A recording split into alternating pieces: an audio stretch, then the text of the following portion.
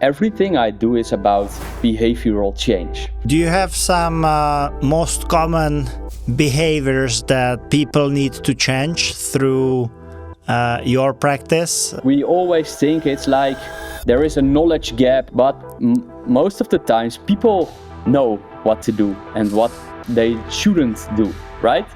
But they don't do it. How does technology play into your plans? Everyone is talking about technology as the solution for everything, and I don't think that's the case.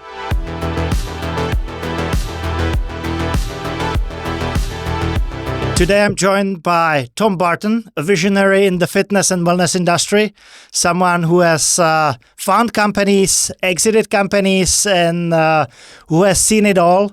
Tom, thank you so much for joining me on the show. Yes, thank you for the invite. I know that you had quite a journey to fitness and wellness, and yourself, you went through what I would call personal transformation journey.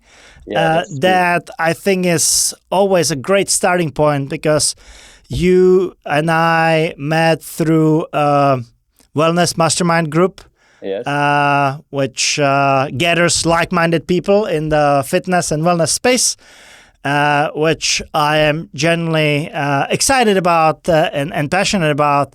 I would love to know where this journey started for you, and if you would like, then I can give you a little spiel from my end as well. But that would be great. Today should be primarily about you. Yeah. All right. Yeah. Let's start. So my journey started like back in 2006 already. So that's already a long time ago. I'm now 38 years old. So back then I was a little bit younger, and I was already into sports my whole life, like playing soccer, inline skating, and that kind of stuff.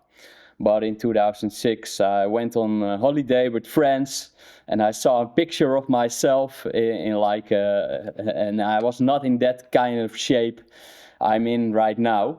That was like thinking, all right, I need to get back into shape again, playing soccer. I had some injuries, and in my personal life, I had some losses, like some people died in my direct environment.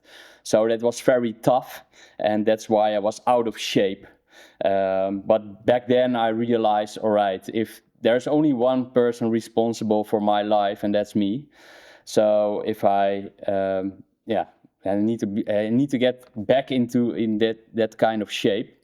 So that's when I went to the gym, and that's where it all started for me. So it's based on some kind of frustration, but that's when I entered the fitness and health space for the first time. Back then, I was still living in a small village in the Netherlands, so I joined the local gym.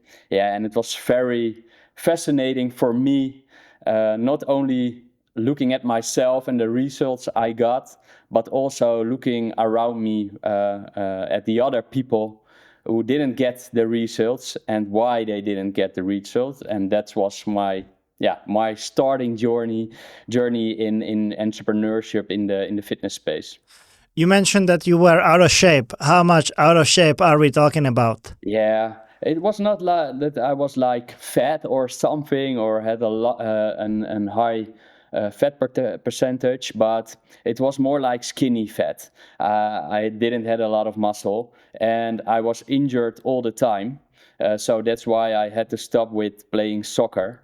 That was my starting point, and I joined the gym to build muscle and get rid of the belly fat.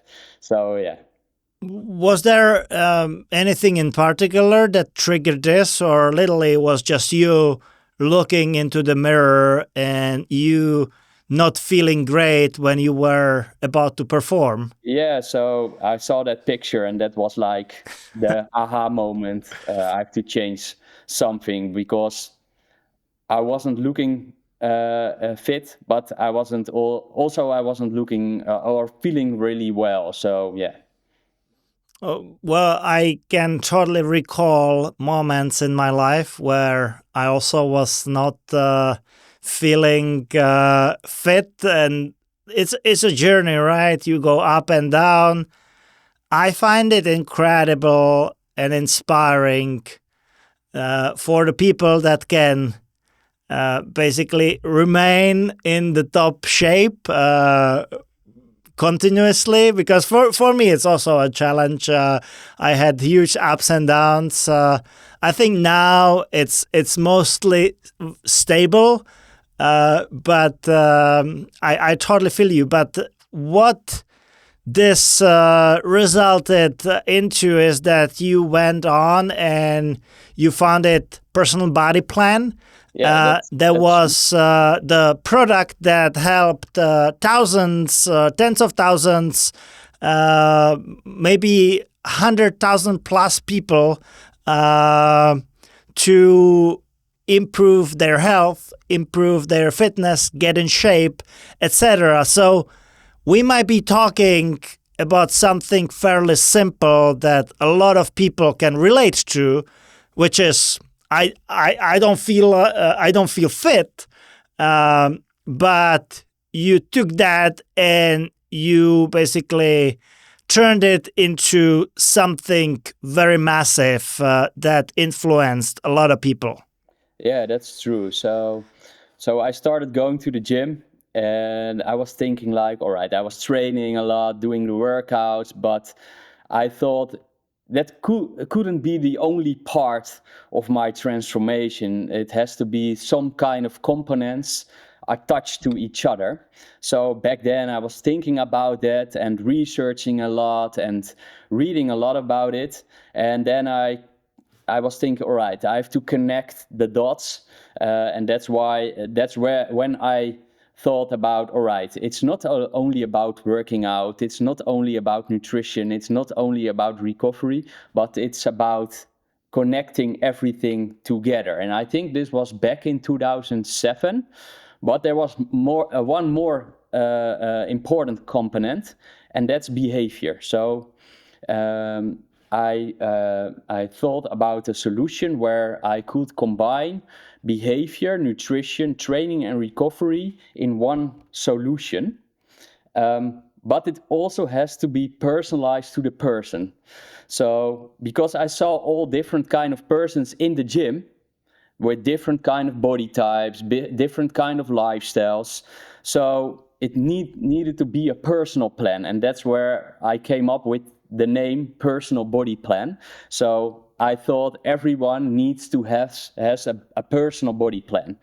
And back then I started very simple with helping other people because I had good results.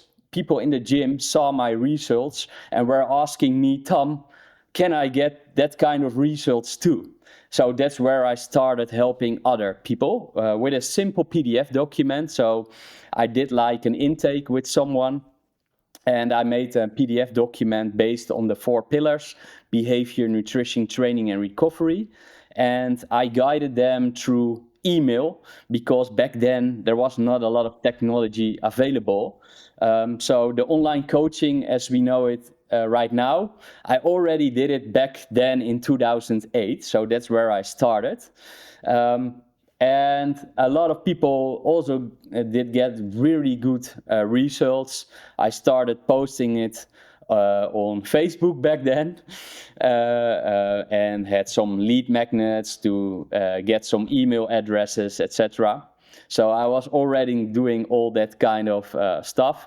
So yeah, I get a lot of requests from people who wanted to get my help, but it was not very scalable because I had to make a PDF document, coaching through email. So I was searching for like technology as the delivery mechanism to replace the PDF document and the email through coaching with one solution. And then I saw like mobile technology, and then I thought, all right, this is the perfect technology to replace my PDF document and make it more scalable. So yeah, back in 2008, I moved from that village in the Netherlands to the capital, to Amsterdam, to go to university, because I was thinking, all right, I need to have the right people around me to build the product and to get the money for building the product, because I didn't have a lot of money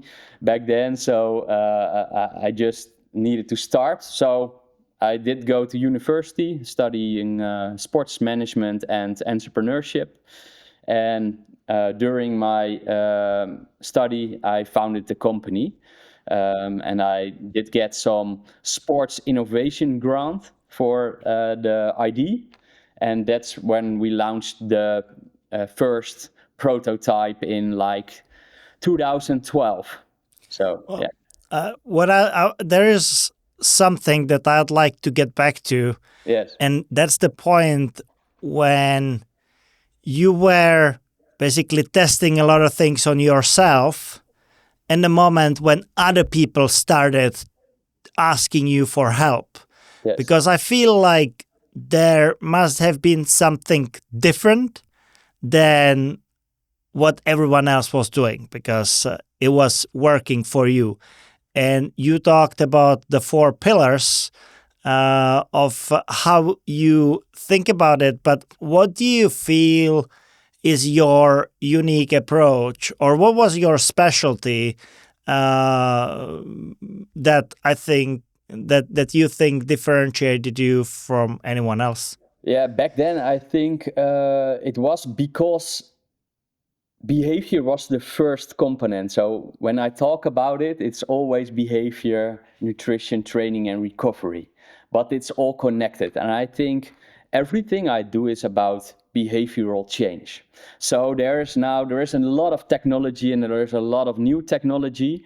But for me, it's just a tool. And in my case, it was like the delivery mechanism back then. But everything I do is because of human behavior. So you need to have a deep understanding of human behavior, because a lot of people know what to do, but they don't do it, and they Right, don't do it consistently. right. And I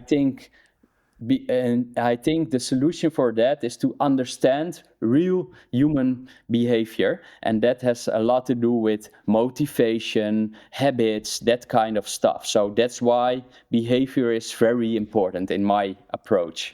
So how do you break down the behavior behind me being supposed to do a workout and me prioritizing other things and not actually doing the workout? Yeah, Is exactly. that the kind of thing that you are trying to allude to? Yeah, and that's very interesting, because we always think it's like there is a knowledge gap or an educational gap, but most of the times people know what to do and what they shouldn't do, right?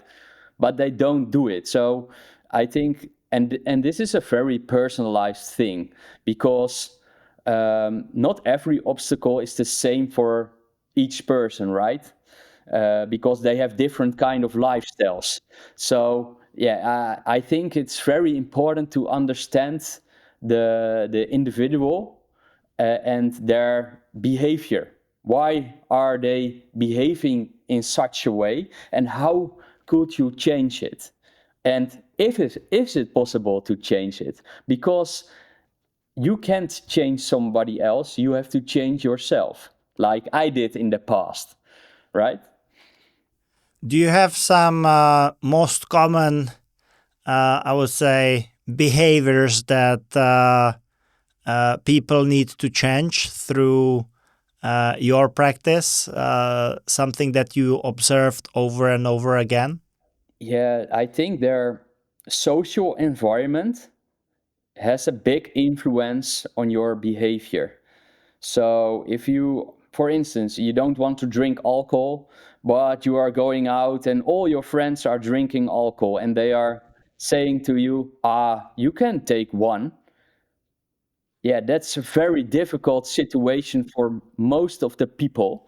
So then you have to change something in your environment in order to change your behavior. That's one case. So yeah, this is, I think, Ch- a ch- familiar one. basically changing friends to stay away from Yeah, alcohol. that could be, or yeah, be very clear to them why you are not drinking. And most of the times, all those complaints about you, that's not about you, but it's about their own behavior. And my experience is when you got results yourself, in a couple of months, they are going to ask you, hey, how did you do that? And Right? so I think that's interesting. I think if you make a transformational change, these questions will always pop up. Exactly. But you touched something very interesting, because I also have gone through quitting alcohol consumption. Right now, it's going to be 5 years ago. Oh, great. And That's an achievement. it's a game changer for sure. But I remember that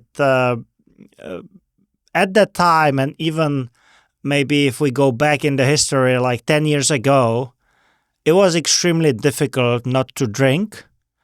Today, I think it's the norm, to be honest. Maybe it's because I live in a bubble, and majority of my friends around me, they don't really drink alcohol, which I think is the case. I don't think that it's that common on average, but I have created my own bubble. I hang out mostly with the people that do not drink either, and I believe that's exactly the behavioral change that you are talking about, right? Or at least one of them. Exactly. And especially it's about social identity. So you have like your personal identity, but you also have like a social identity. So as humans, we all want to belong to different kind of groups. And when we are attached to these kinds of groups, we are forming the same kind of behavior. So your bubble, that's your social identity. Yeah, now I recall the days when when my social identity was the party man, Yeah, the exactly. one that drank the most, and hence the one that suffered the most in the aftermath as well. Yeah, and it's very difficult to let go your social identity, to change groups. So if you look at behavioral change, this is a very important part. So if you are in a group with friends who are partying, etc., changing that social identity, it's very difficult. So if that's why what I mean with human behavior, you really have to look at what are the human needs. And we have some universal human needs, like from a biological perspective, from an environmental perspective, but also from a psychology perspective. So we all have like the need for autonomy, competence, and connectedness. So the connectedness part is a very important part of it. Yeah, I totally see it. And what was the unique thing you would say about your? You mentioned the PDF, right? The PDF was essential. What was unique about it, and how did you go about, taking this, something that was not scalable at all, to basically roll it out to thousands of happy customers? Yeah. I think it was also the intake, which was very important. So to get a clear picture about the individual. So that's one part. Based on the intake, I could make a PDF document based on those 4 pillars. And then, because I can give you the plan, but in order to get the results, you have to implement the plan, right? Otherwise, it's useless. So I think it's the combination of the different parts that's making it unique. at that time especially, right? Because nobody was doing it in that kind of way, and the only thing you had like was personal training. But yeah, I was already doing online coaching back then. So I think it's the combination of the different parts.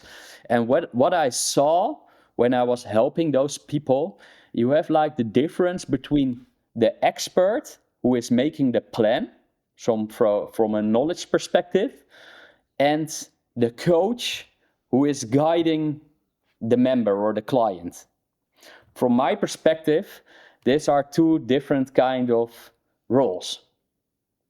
So when I was thinking about making it more scalable and building the technology part of it, I also was thinking about how could I operationalize it.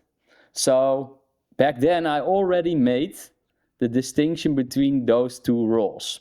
So we were developing like the member app, so like iOS and Android app, but we were also making an admin dashboard for the experts and an admin dashboard for the coaches. And the experts and the coaches are not two of the same people. They are different people, because you can be a really good expert, but not a really good coach, right?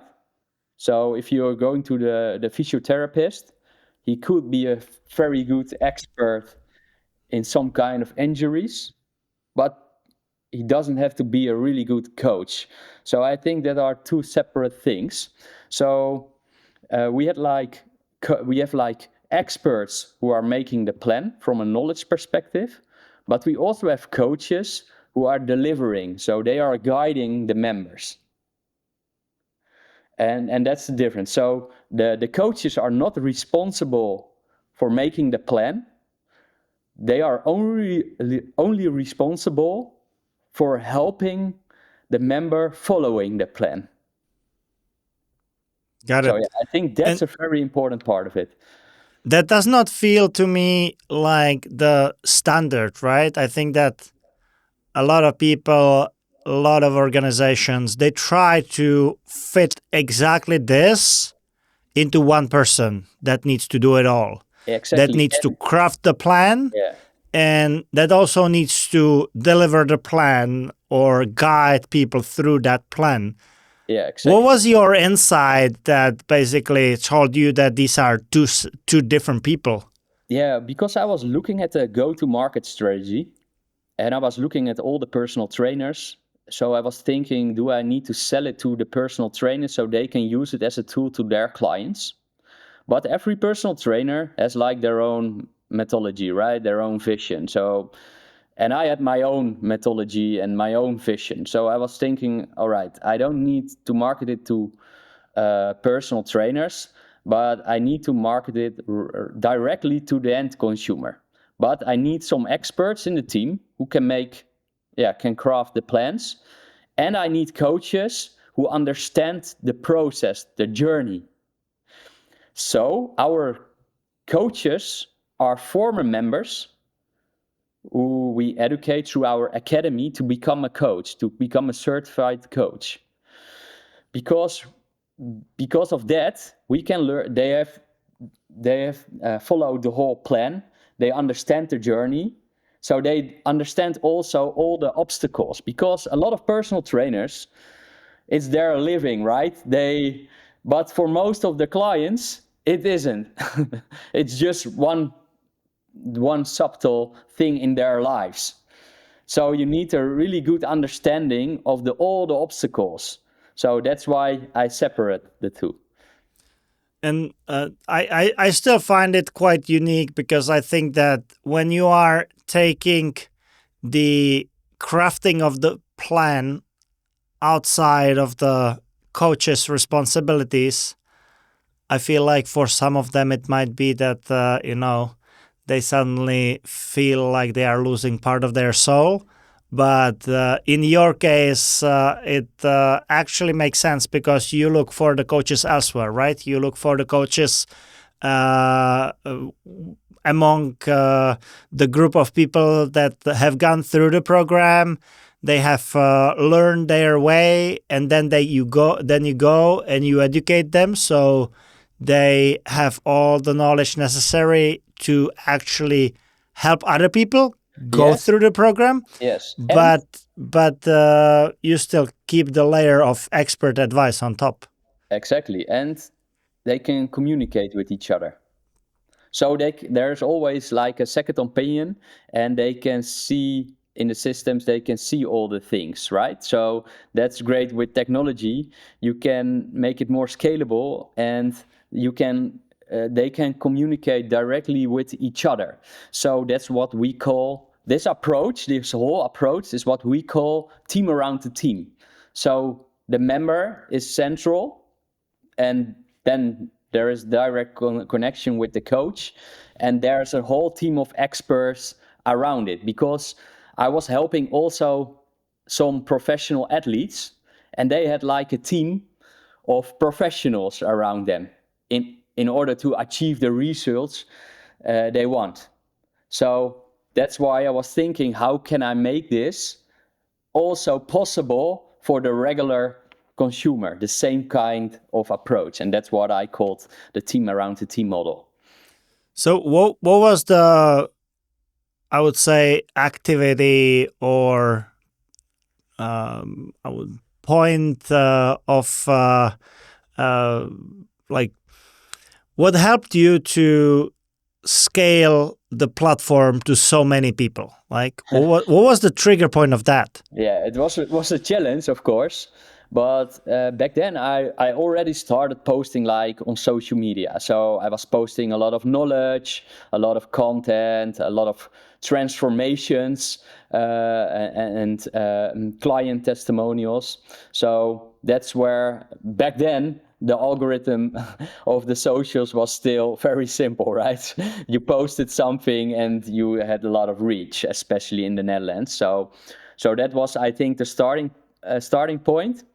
Then I created some kind of waiting list. So before we launched the product, we already had like a big waiting list with interested potential customers. So when we launched it in 2012, we started with like, I think 150 clients or something. And then we built it up after that. So we started very small because, yeah, we launched the product. It was the first version of the product. And after that, we started adding up more clients, more members. But that's where we started, and I think it took off like when we started with what's called influencer marketing, because there were a lot of health and fitness people in the Netherlands, like influencers. So when they were searching for like a product like us to help them get in shape or stay in shape, then they were talking about the product, and then yeah, a lot of people, a personal body plan become well known in the Netherlands, and that's when a lot of people signed up, for the results, I think. So I'm not selling a product. I always try to sell the outcome of the product. And from the entrepreneurial standpoint, did you have any appetite to venture out with the product outside of Netherlands? Because it seems like it picked up quite a bit there. But what about that's a good other countries? Any specifics? No, that's a really good question. We focused really on the Netherlands and Belgium, because in Belgium part of Belgium also speaks Dutch, but mostly we are focused on the Netherlands. I think in the future maybe it will go abroad, but for now it's focused on the Netherlands, because we can still help a lot of people over here. And back then I bootstrapped the company, so I had to start somewhere, right? And up until today, did you bring in any investors to join you on the journey, or what's the situation? The company was growing very fast, and then COVID hit in like 2020. And I was already creating what I call the complete lifestyle experience, because I think it's not just one solution people need. It are different kind of solutions in their journey, right? So that's what I called creating the complete lifestyle experience. So back then, I already thought, it was like 2016, that online is not enough to help people. So we already also built like a physical hub in Amsterdam. So it was a physical place with a gym, a kitchen, everything under one roof, where members could come and experience the whole program offline also.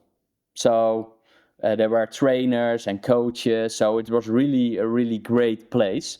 But then COVID happened, and we needed to close the building for like, I think 10 months or something, and that was very tough for us. So that's when I needed investors to keep the company going, because I bootstrapped it from scratch. And right now I'm not operational involved anymore in the company. So I'm just a shareholder. I took a step back last year after 12 years because, the whole journey and the growing pains, etc. It was time for me to relax and recover a little bit.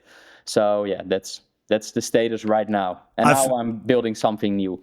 I feel like doing that after 12 plus years is more than deserved. What were your biggest lessons learned from that entrepreneur journey?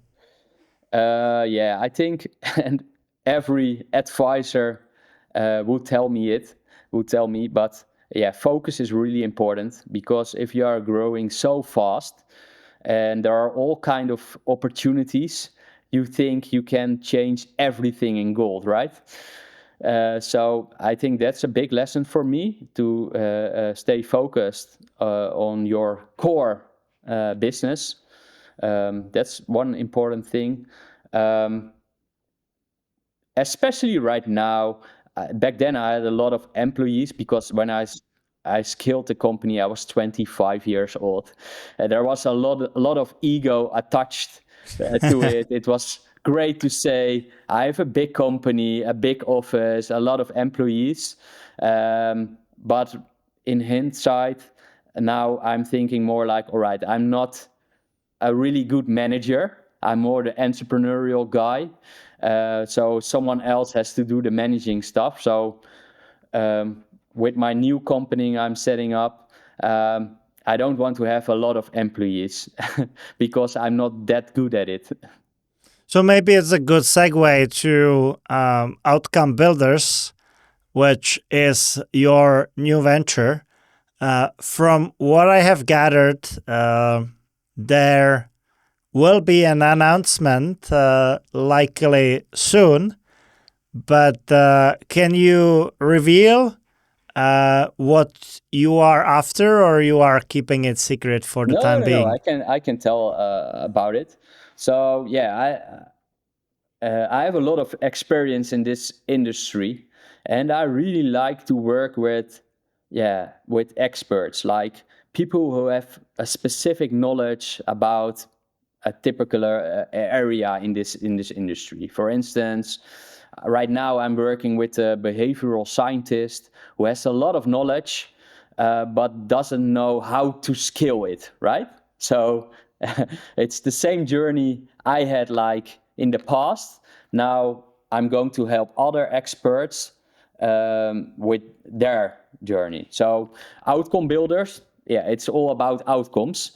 So it's about turning expertise into real business outcomes. So and it's based on like three elements.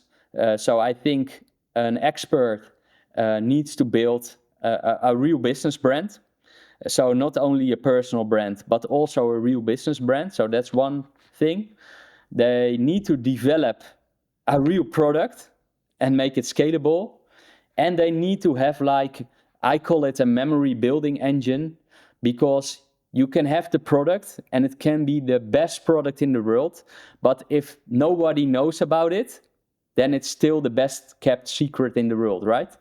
So that are the three components I'm focusing on and helping them with. So for instance, one of my clients, because I already started it, is a behavioral scientist, and now I'm helping him with his business brand, building the product, making it scalable, and marketing it in the Netherlands. So, do I understand correctly that it does not necessarily have to be tied to fitness, but you are basically taking your model of what has worked for you in terms of breaking down the basics of the business, figuring out the core essence of it, like the brand, the product, and the scalability, and you are taking that framework and help other people to incorporate it into their businesses? Yeah, but I'm focused on entrepreneurial experts in fitness, health, and sports performance. Yeah. Got it. Yeah, So you are still keeping that vertical. yeah. And For now, yes, because I have a lot of passion about it, and then I can still help a lot of people, right? And I think there are a lot of experts in the market who have real valuable knowledge, but they don't know how to make a business out of it and help a lot of people because of that. it's a big, massively growing industry right now. So I don't think that there is a shortage of opportunity by any means. Yeah, exactly. And there are a lot of new solutions. So yeah, I'm still figuring out how to do it. So yeah, but I think it could be very scalable. I have some different kind of service levels, which I will launch, I think, in the next month. So it's like a do-it-yourself service level, we do it together service level, and a done for you service level. So I can help different kind of experts in different kind of stages in their journey. I do feel that we have something in common. You know, what I do in my professional life is helping others with technology and building digital products. And we love working in the health and fitness space. I think in your case, you're basically helping people in health, fitness, sports, etc., with the business side of things, right? Yes, so exactly. I think that this is what I am getting out of it in a nutshell. Yeah. So I call it a business building studio. Amazing. How does technology play into your plans? Because it's a big topic today, especially with the rise of AI and everything related to that. Yes. It seems like the world is dramatically changing, but I still like lifting the rusty barbell as opposed to working with some very fancy hydraulic machines. Yeah, understand. Yeah. So what I was already mentioning in the beginning, for me, technology is like the delivery mechanism. It's not the all-end solution for behavioral change. So I think technology is very important for different aspects of delivery or knowledge or making it more scalable, but it's just one part of the network you have to create, right? So that's the way I think about the technology part. And what I see right now, especially in the bubble, right? Everyone is talking about technology as the solution for everything. And I don't think that's the case. And in some cases, technology could also like for example, wearables and that kind of stuff, it's still not very accurate. So it could also, if you're looking at behavioral change, for instance, the sleep data and the sleep wearables, yeah, there are people who slept very well, woke up, and their wearable is saying, you are not recovered. And then they are feeling very bad, right? That's really strange. So, yeah, I think technology is very important, in the overall picture, but it's not the solution for everything. You gotta take that with a grain of salt. I'm a big fan of all the devices for measuring everything. At the same time, I have to say that I hope I know how to use them. I know that sometimes it does not record my sleep properly, or I don't wear it during working out, or lately what I have learned is that it reads my heart rate wrong. And let's say I go for an easy run for an hour, my heart rate is zone 2. And that's very mild, right? It's a faster walk, basically. So you are not putting a lot of strain on your body, but Whoop reads it as like my heart rate would be 175, which is like my threshold pace, my threshold heart rate. And if you sustain that for an hour, you are cooked, right? Yes. You are like, you have gone through an extremely heavy training, and then what it does is that it automatically adds an extra hour to my sleep, which I don't need because my body is just fine, right? So my body wakes up naturally, and the tracker shows me that I have not slept enough because it learned the wrong data from the day before. But I know that, right? And I can identify it, and I can not make a big deal out of that. It's just we need to like look at it and treat it. I would say as guesstimations. Yeah, it's like it's not guaranteed, right? It's like you always have to take other factors into account. It will probably for the foreseeable future not be perfect, and in the 95% of the cases, it is great.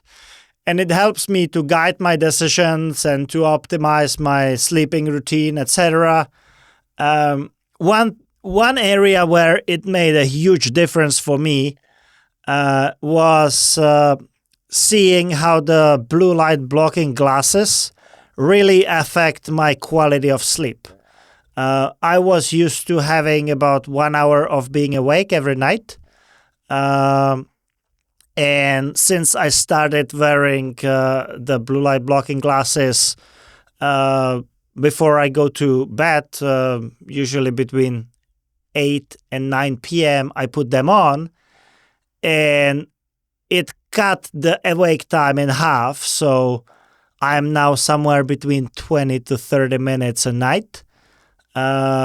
And it really depends on what kind of measuring device or tracker you use. But I use Whoop, and it cut it more than in half, which, of course, is like, a significant improvement to my lifestyle, because if that means that I can do more stuff, I have an extra half an hour a day that I can do stuff and still be fully recovered. I feel like it might be fulfilling one of your pillars after all.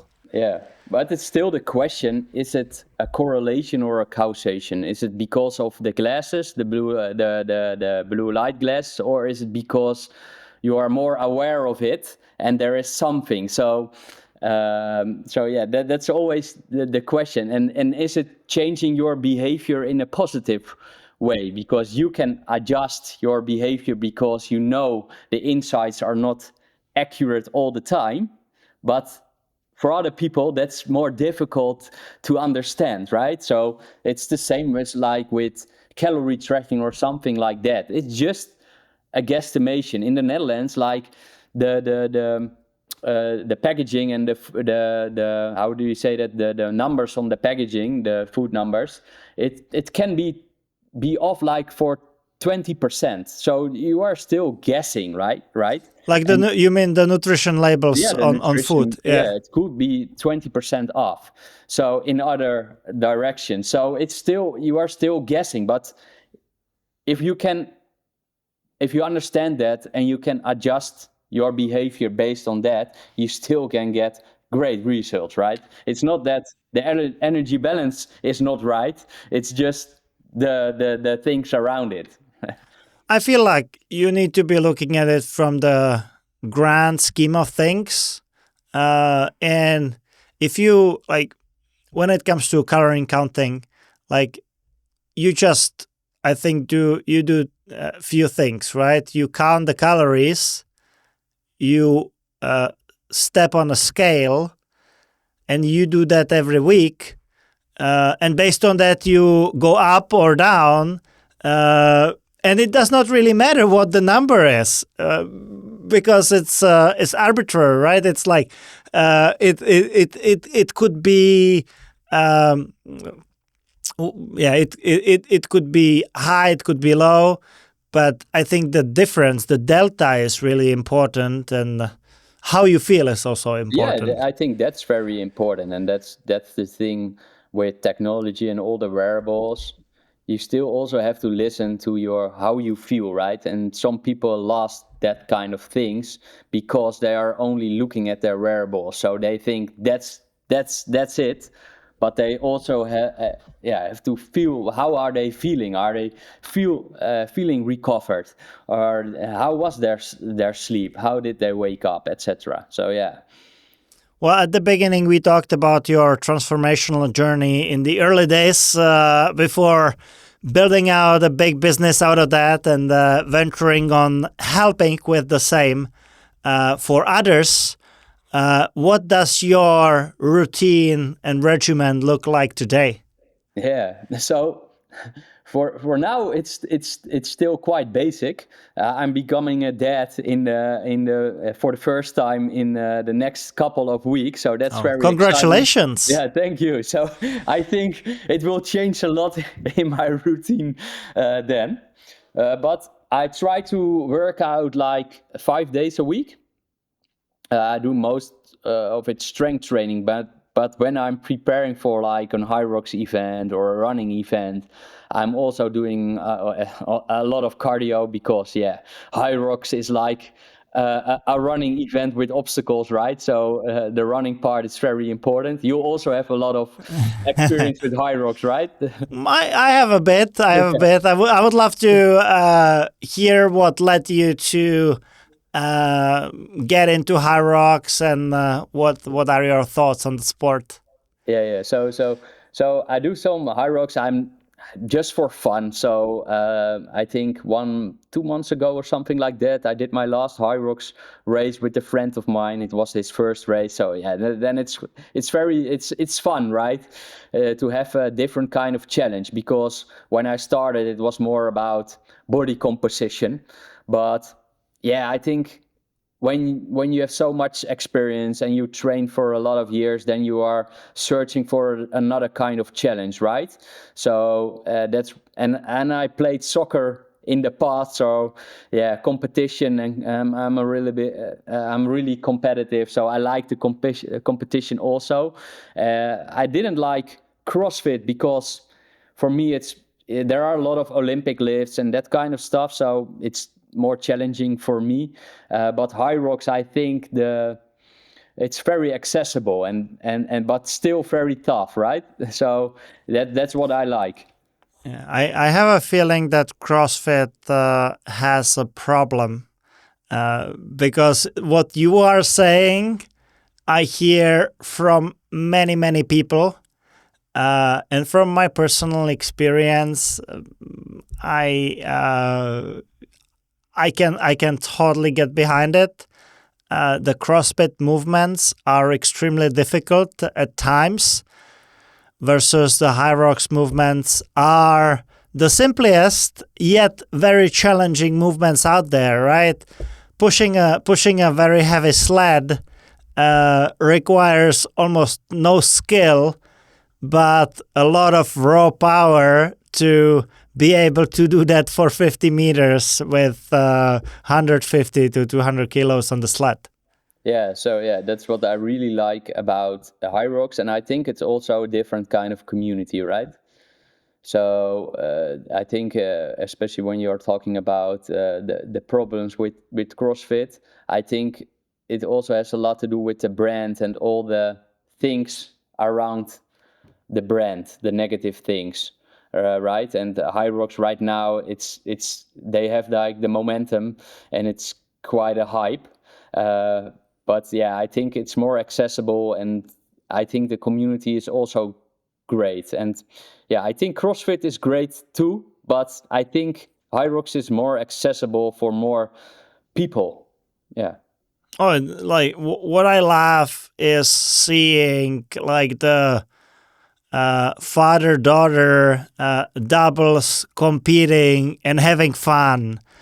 It's like a yeah, such a great bonding experience to be able to do it with a friend or family member, because you go through quite a bit of suffering together, but you also share the moment of making it to the end, and I think some long-lasting memories come out of that, and it's in the end a very unique experience when you do it in a pair. Yeah, exactly. And I was already talking about one of our human needs is connectedness, and I think that's very strong with Hyrox. Like the community is very bonding, so that's great. And you also have like, yeah, it's the bonding part, but you also have to work together. You have, yeah, because yeah, it's a great experience. And also, but I think they have to be careful about scaling it, because yeah, you want to provide the same kind of quality for every event, right? And I think that's the challenge for them when they scale it. Yeah, for example, the referees. Are there enough referees? Because in one of the events I was doing wall balls, but there was one referee on two persons, right? Yeah, Yeah, you can't count in that kind of way. I get it. At the same time, I think like I've gone through quite some races myself, and I feel like the level of organization of the sport overall is extremely high. And to what you are saying, I think it really depends whether you are competing for the podium or whether you are competing to complete the race. Yeah, Because I think these two are very different. And like people might say that everyone needs to be treated the same way, but I feel like if you are going for the world record, I want every single burpee broad jump to be executed perfectly. Um, if you are running doubles with your friend and your goal is to survive, I have a feeling that the strictness of that does not have to be that sharp. But that's my personal opinion. yeah, I'm pretty sure that the Hyrox organization might feel differently, but there is no chance that someone would be able to count wall balls for two people at the same time. I agree with that. yeah, yeah. You still want to set your personal best, your personal world record, right? No, So, that's the beauty of it. The yeah, beauty of it is that you primarily compete against yourself, right? You can keep improving your time, maybe until the time that you actually are one of the leaders of your group, and you can be competing on that front. But yeah. it's a very competitive sport for everyone because you don't have to go for the podium every time. You can just compare with your personal best or previous race, etc. Yeah, and I think the great thing about an event like Hyrox and the way you train for Hyrox more in hybrid way, it's not about body composition, but body composition changes are more a byproduct of training in that kind of way, right? So that's also, I think, because a lot of people are focused on the body composition, but it could also be becoming a little bit obsessive, right? And in this way, they are working out for an event like Hyrox, and as a byproduct, their body composition is changing, but it's not the focus point. And I Right, think that's right. also great. Yeah, you put your focus on the goal of improving your time, but of course, your body composition is going to change. Yeah. And what I actually find quite shocking is on my journey, I have increased my weight by almost about 5 kilos. Whoa. And my running speed dramatically improved. Oh, that's which great. is kind of a bizarre thing, right? You would think that 5 kilos is so much that you would feel it on your running performance. But what it actually did for me was the very opposite.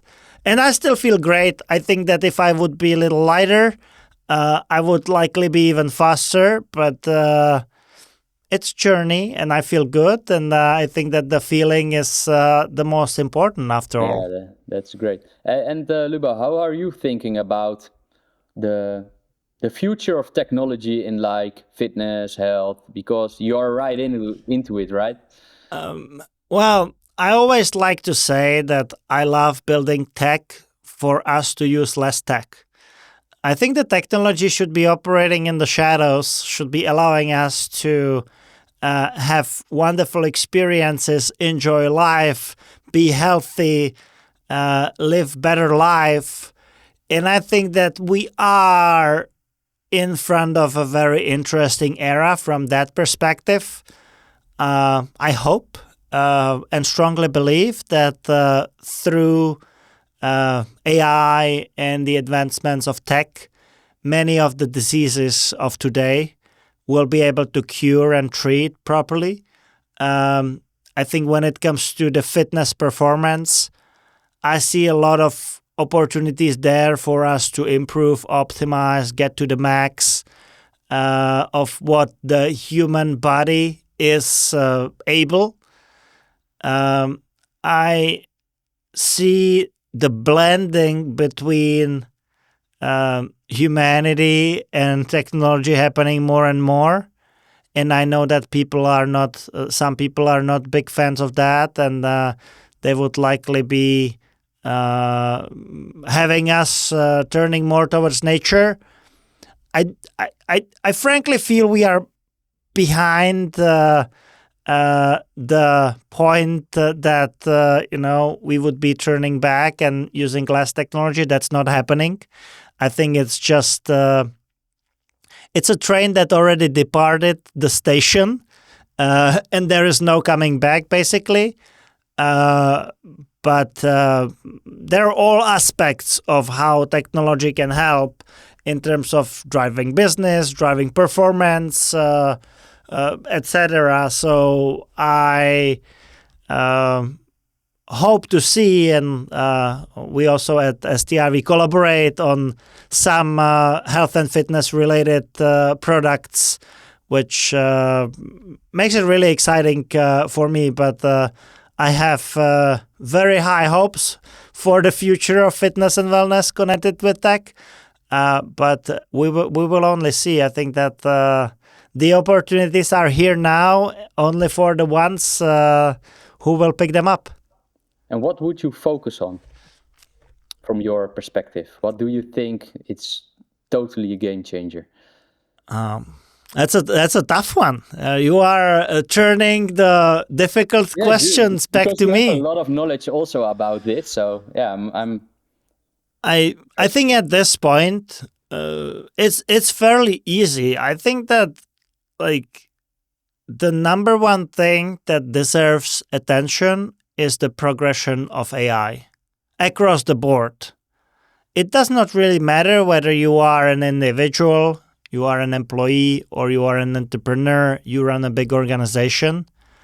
I feel like if you are not immersing yourself with the world of AI and everything it has to offer, I think very soon you might be in a deep trouble, because and it's a common phrase. It's not from me, but many people keep repeating it, and it's like AI is not gonna take your job, but someone using AI will. And that's gonna happen. That's inevitable if it makes you faster, smarter, makes the outcomes better quality. It would be silly not to use it, and I think it's a big challenge for people to grasp what's the magnitude of how it can be used. I think everyone interacts with some sort of AI agent like ChatGPT, Gemini, Grok, and others, and ask it questions, the same questions that you would ask Google back in the day. At the same time, there are a lot of advanced things where you can automate things and connect them together. So it really makes a tremendous impact when it comes to saving time. Doing any kind of research, market research, and etc. today is, I think it's like reducing the time spent on that by a factor.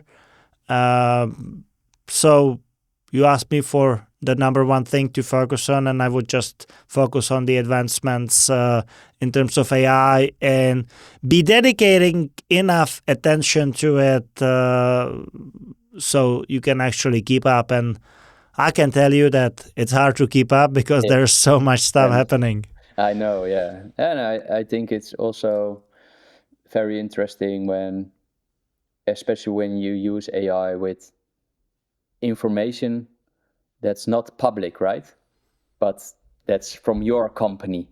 So historical data from your own company that's not in public. So I think that's a real big opportunity.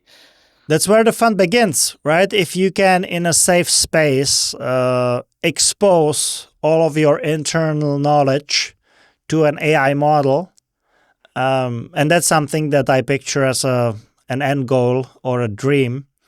Maybe not an end goal, but end goal for the next few years. That you don't dig for any data, you don't make spreadsheets, you have an instant access to any kind of report, any kind of information, basically at your fingertips, readily available, because you are able to feed all of your internal data to an AI model, and all of your policies, all of your guides in financial data, as well as like everything related to that. Basically, imagine that you have the information of the entire organization, like real-time, accessible, well-structured, in the format that you want. It's a game changer. There are today whole departments of companies that take care of that. Hundreds of hours that go into preparing different reports, etc. And I think on the business front, this is gonna be a big shift, huge shift. That's why I like starting from scratch again, because now I can set it up in a different kind of way, right? 100%. Yeah, that's great. How do you feel about the future of this? What makes you excited? Yeah, I think I'm excited about it because I think at the end you can help more people because of it. Like, for instance, if you are a coach and you have to analyze all the data, that's very time consuming. And at that same time, you are not helping people, right? But if the AI can analyze the data and can prompt like a message for you, and you can make it more personal, if that's necessary, then I think in the same time you can help more people. So I think that's very interesting and something I'm looking forward to. And also from a business perspective, back then in 2012, yeah, I needed all kind of people, different kind of people, to set up the company, right? And right now, I could set up the company with less people because of all the solutions there are. So I think, yeah, that's also great for people like me who are like entrepreneurial business builders. I have a lot of ideas, and now with the different kind of tools, you can take an idea to an MVP by yourself. And in the past, I needed a designer, I needed a developer, etc. So right now, I can already create some kind of product with like a tool like Lovable or something like that. Yeah, that's fascinating for me. What would be the last piece of wisdom that you would like to share with the people tuning into the podcast? Wow, that's a great question. Yeah, I think that you always have to look at the future and what's going on, but also live in the now. And especially now, because I'm becoming a father for the first time, I'm always the guy living in the future. But but this is the time like I'm in the now. So balancing the two worlds, I think that's my advice for other entrepreneurs who I think are also living most of the times in the future, sometimes worrying about the future, to also live in the now. Tom, thank you so much for walking me through your journey. I Thank think you. that living in the now is something that we all could incorporate into our lives more. I wish you all the best with the events happening in a few weeks' time. Wish you all a lot of happy, positive, in and now moments. Yeah, we'll stay in touch. And thank you so much for joining me for the podcast. Yes, thanks for having me, and always also the best for you, Lubo. Thank you. Speak to you later. Bye.